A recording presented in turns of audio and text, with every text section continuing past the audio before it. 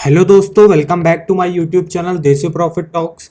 और आज हम बात करने वाले हैं कि अगर आप नए घर लेने की सोच रहे हो या कोई ज़मीन लेने की सोच रहे हो तो कैसे आप डीसीबी बैंक से 16 लाख का लोन ले सकते हो 10 सालों के लिए। तो डीसीबी बैंक में क्या इंटरेस्ट रेट इतने समय चल रहा है, क्या एलिजिबिलिटी चाहिए आपको और क्या डॉक्यूमेंट्स रिक्वायर होंगे, तो इन सब की बात करेंगे हम इस वीडियो में।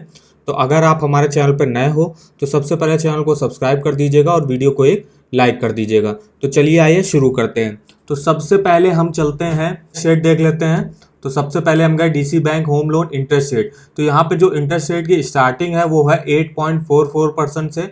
यहाँ पे आपको लोन अमाउंट जो है वो 10 लाख से 5 करोड़ तक का आपको यहाँ पे होम लोन मिल सकता है। एलटीवी मतलब लोन टू वैल्यू यहाँ पे आपको 90% आपकी प्रॉपर्टी वैल्यू का मिल सकता है। मान लीजिए आप कोई 10 लाख की प्रॉपर्टी खरीदने जा रहे हो या कोई ज़मीन खरीदने जा रहे हो तो आपको 9 लाख तक का बैंक लोन जो है प्रोवाइड कर देगी। फिर यहाँ पे प्रोसेसिंग चार्जेस जो है वो आपके लोन अमाउंट का 2% लगेगा, जो कि मिनिमम 5,000 रुपये यहाँ पे होगा। तो ये इसकी प्रोसेसिंग फीस हो गई। फिर नीचे आ गया आपको तो और यहाँ पे कुछ टॉप बैंक है, इनके इंटरेस्ट रेट से डीसीबी बैंक का कंपैरिजन हम देख लेते हैं कि कौन सा ज़्यादा है कौन सा कम है। तो डीसीबी बैंक का 8.44% चल रहा है। स्टेट बैंक आपको अगर आप 30 लाख तक का लोन ले रहा हो तो आपको 6.65 टू 7.65 पर यहाँ पर होम लोन पर इंटरेस्ट रेट दे रहा है। फिर उसके बाद एच आपको 7% टू 8.45% दे रहा है। एक्सिस बैंक आपको 6.75 टू 11.50% पर दे रहा है। वहीं आईसीआईसीआई आपको 7.10 टू 7.95% पर दे रहा है। फिर कोटक महिंद्रा बैंक की जो होम लोन की स्टार्टिंग है इंटरेस्ट रेट की, तो यहाँ पे 6.60% से स्टार्टिंग है इसकी। पीएनबी हाउसिंग फाइनेंस भी आपको 6.75 टू 12% के बीच में दे रहा है। पंजाब नेशनल बैंक आपको 6.95 टू 8.35% पर दे रहा है। बैंक ऑफ बड़ौदा आपको 6.90 टू 8.40 पर दे रहा है। यूनियन बैंक ऑफ इंडिया आपको 6.50 टू 8.25 पे दे रहा है। फिर आईडीएफसी फर्स्ट बैंक आपकी जो होम लोन की इंटरेस्ट रेट की स्टार्टिंग है तो वो 7.10% से हो रही है। फिर एल&टी हाउसिंग फाइनेंस आपको 6.75 से यहाँ पे स्टार्टिंग है। Bajaj housing finance 6.65, Godrej housing finance आपको 6.59, टाटा कैपिटल आपको 6.85 और एलआईसी हाउसिंग फाइनेंस आपको 6.75 टू 7.85। तो ये कुछ टॉप बैंक्स हैं जिनसे आप होम लोन के लिए अप्लाई कर सकते हो। इनके इंटरेस्ट रेट देख सकते हो कि कौन सा बैंक आपको कितने कम इंटरेस्ट रेट पर लोन प्रोवाइड कर रहा है। फिर आप नीचे चलेंगे तो आपको यहाँ प्रोसेसिंग फीस और कुछ और से चार्जेस पता चल जाएंगे।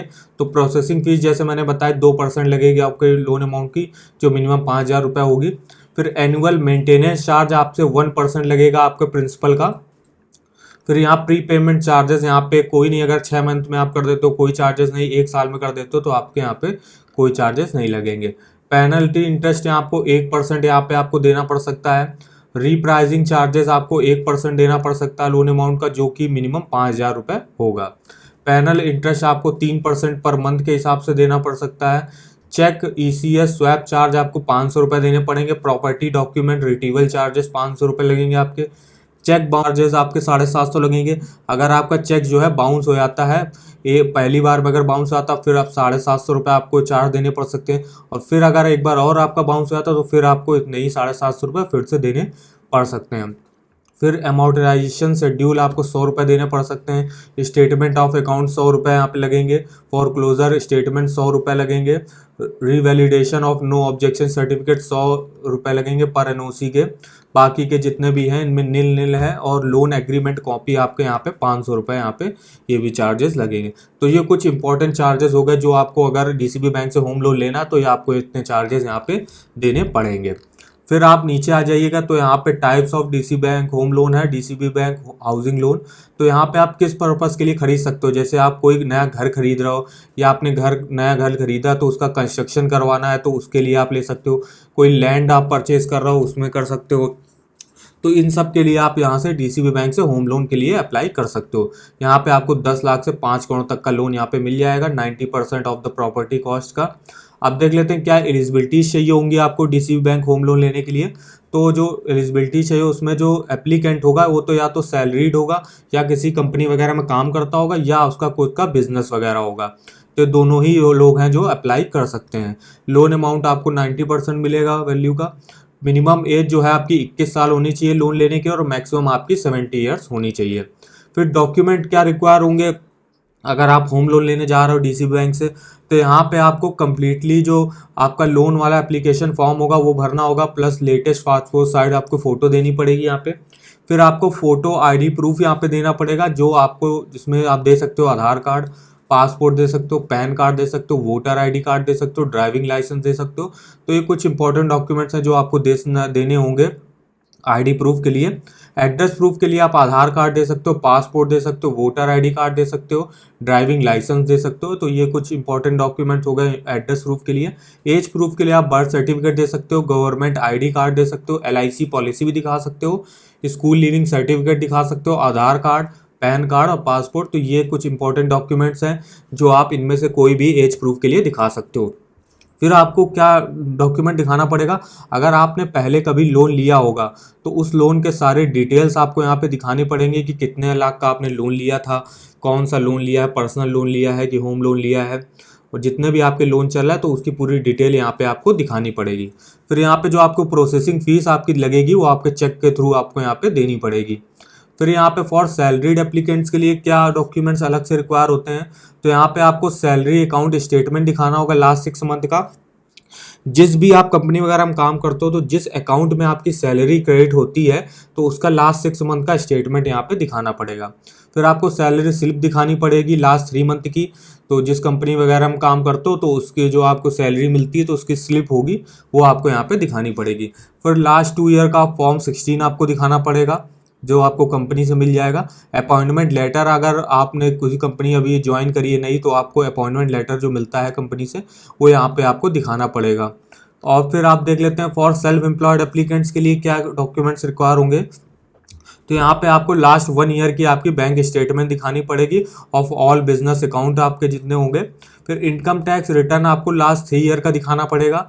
2 रिसेंट जीएसटी रिटर्न आपको दिखाने होंगे जो आपने भरे होंगे लेटेस्ट में बिल्कुल। ट्रेड लाइसेंस या सिक्योरिटी लाइसेंस आपको दिखाने पड़ेंगे। आप जैसे कोई आप मान लीजिए कोई दुकान खोले हो, बिजनेस में कोई दुकान खोले हो तो उसका जो लाइसेंस होता है वो आपको यहाँ पे दिखाना पड़ेगा।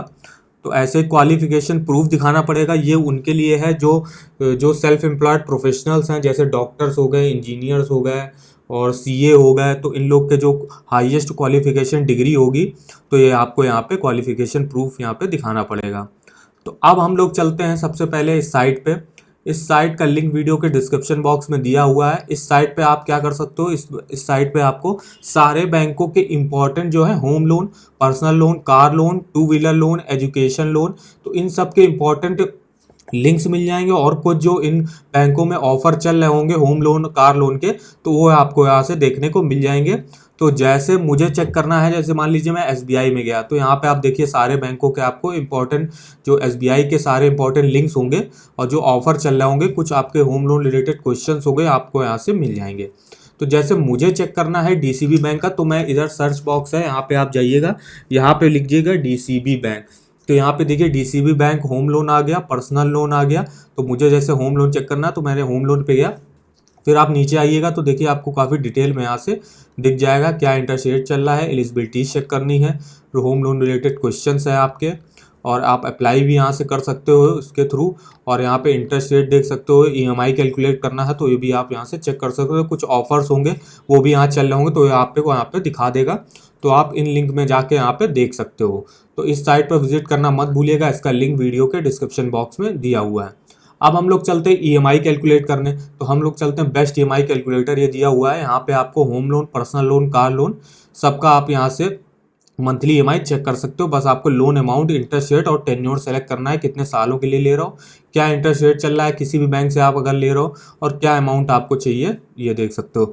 तो जैसे मुझे इस बार चेक करना है 16 लाख का होम लोन, तो मैंने यहाँ पे डाल दिया 16 लाख का होम लोन। इंटरेस्ट रेट अभी मैंने यहाँ पे आपको दिखाया है कि जो स्टार्टिंग हो रही है वो 8.44% के अराउंड हो रही है। अगर आपका सिविल स्कोर जो है वो 750 या 800 के आसपास है तो आपको काफ़ी कम इंटरेस्ट रेट पर बैंक जो है लोन प्रोवाइड कर देगी।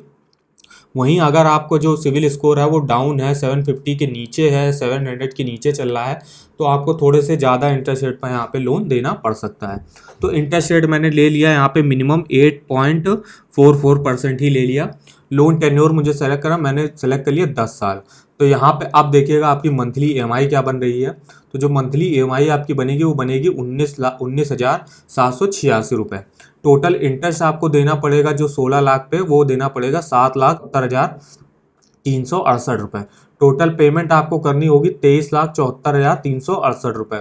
फिर यहाँ आप चार्ट में देख सकते हो प्रिंसिपल जो लोन अमाउंट होगा वो आपका यहाँ पे हो जाएगा 67.4%। वहीं टोटल इंटरेस्ट जो होगा वो आपका होगा 32.6%। फिर आपको नीचे आइएगा तो यहाँ पे काफ़ी डिटेल में दिया हुआ है आपका ईयरली और मंथली वाइज अपना टोटल प्रिंसिपल, इंटरेस्ट और टोटल पेमेंट आपसे अलग अलग यहाँ से देख सकते हो। तो 2022 में जो आपका प्रिंसिपल अमाउंट लगेगा टोटल वो लगेगा 69,968। इंटरेस्ट आपका लगेगा 88,322। टोटल पेमेंट आपको करनी होगी 1,58,251। और ये जो आपकी EMI होगी यह मई महीने से चालू हो गई, क्योंकि इसमें मान लीजिए अप्रैल महीने में आपका लोन जो है अप्रूव हो गया, तो मई महीने से जो आपकी फर्स्ट EMI चालू हो गई उसका जैसे यहाँ पे प्रिंसिपल इतना बनेगा, इंटरेस्ट 11,000 बनेगा और टोटल पेमेंट आपको 19,786 करनी पड़ेगी। ऐसे ही आप अपने हर मंथली वाइज और ईयरली वाइज यहाँ से चेक करके देख सकते हो। काफ़ी डिटेल में यहाँ से इन्फॉर्मेशन दी गई है। तो यहाँ पे आप किसी का भी home loan, personal loan, car loan आके चेक कर सकते हो। ये बेस्ट EMI कैलकुलेटर है, इसका लिंक वीडियो के डिस्क्रिप्शन बॉक्स में मैंने दिया हुआ है, तो यहाँ से आप एक बार चेकआउट करना मत भूलिएगा। तो आई होप आपको वीडियो हमारा पसंद आया होगा। अगर वीडियो आपको पसंद आया हो तो चैनल को सब्सक्राइब कर दीजिएगा और वीडियो को एक लाइक कर दीजिएगा और कमेंट में कमेंट करके बताइएगा कि आपको वीडियो हमारा कैसा लगा। और कुछ और आपके रिलेटेड क्वेश्चंस हैं होम लोन, पर्सनल लोन से, तो वो भी आप यहाँ पे कमेंट कर दीजिएगा किसी वीडियो में, तो हम उसका आंसर देने की आपको पूरी कोशिश करेंगे। तो चलिए मिलते हैं नेक्स्ट वीडियो में, तब तक के लिए धन्यवाद।